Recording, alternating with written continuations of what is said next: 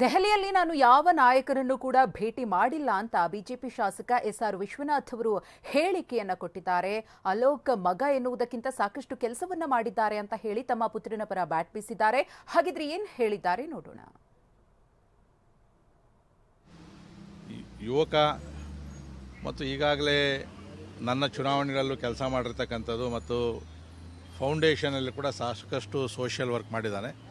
ಅದಕ್ಕಿಂತಲೂ ಮಿಗಿಲಾಗಿ ಅವನು ನ್ಯೂಯಾರ್ಕ್ನ ಕೊಲಂಬಿಯಾ ಯೂನಿವರ್ಸಿಟಿಯಲ್ಲಿ ಪಬ್ಲಿಕ್ ಅಡ್ಮಿನಿಸ್ಟ್ರೇಷನ್ ಆ್ಯಂಡ್ ಪಾಲಿಸಿ ಮತ್ತು ಲಂಡನ್ ಸ್ಕೂಲ್ ಆಫ್ ಎಕನಾಮಿಕ್ಸಲ್ಲಿ ಎಕನಾಮಿಕ್ಸ್ ಆ್ಯಂಡ್ ಪಾಲಿಟಿಕ್ಸಲ್ಲಿ ಅವನು ಓದಿರ್ತಕ್ಕಂಥನು.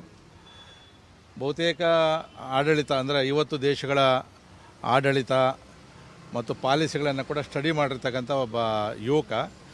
ರಾಜಕಾರಣಕ್ಕೆ ಬಂದರೆ ಅವನಿಗೆ ಪಕ್ಷಕ್ಕೂ ಅನುಕೂಲ ಆಗ್ತದೆ ಮತ್ತು ಪಾರ್ಲಿಮೆಂಟಲ್ಲಿ ಪಾಲಿಸಿಗಳು ಆ ಥರದ್ದು ಬಂದಾಗ ಅವನ ಉಪಯೋಗ ಕೂಡ ಜಾಸ್ತಿ ಆಗ್ತದೆ ಅನ್ನೋದಕ್ಕೋಸ್ಕರ ನಾವು ಪ್ರಯತ್ನವನ್ನು ಮಾಡಿದ್ವಿ. ಯಾಕಂದರೆ ಚಿಕ್ಕಬಳ್ಳಾಪುರದಲ್ಲಿ ಬಚ್ಚೇಗೌಡರು ನಿಲ್ಲಲ್ಲ ರಾಜಕೀಯ ನಿವೃತ್ತಿ ಅಂದ ತಕ್ಷಣ ಯಾರೂ ಕೂಡ ಆಕಾಂಕ್ಷೆಗಳು ಇರಲಿಲ್ಲ.